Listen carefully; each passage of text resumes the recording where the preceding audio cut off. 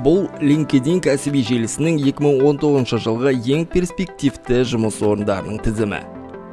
Бұл тізім технологиялық зерттеулер және әзірлеу инженерлеріне жоғары сұранысты айқын көрсетеді.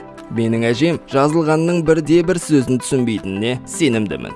Бұдан биылғы жылғы қазақстандық еңбек нарығында барлығы ұмытып кеткен мамандықтардың эксперттері жетіспейтіні таңқаларлық емес. Олардың арасында мұғалімдер, инженерлер, агрономдар, аспаздар, мұғалімдер мен тәрбиешілер бар.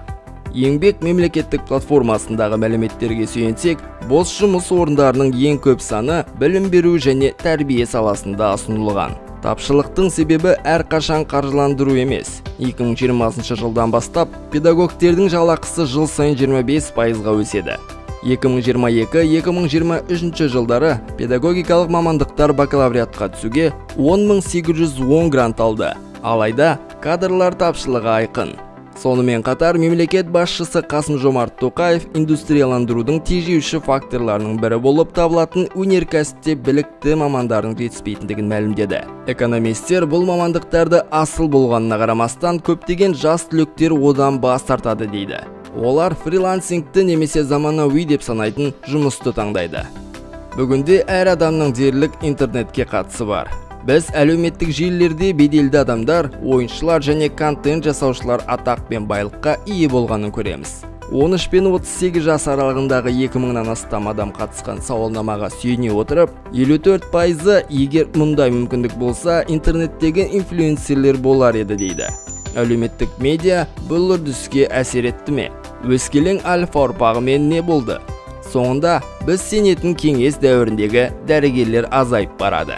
Шын мәнінде қазақстандық креативті индустрияда кадрлардың қатты тапшылығын тіркеп отыр.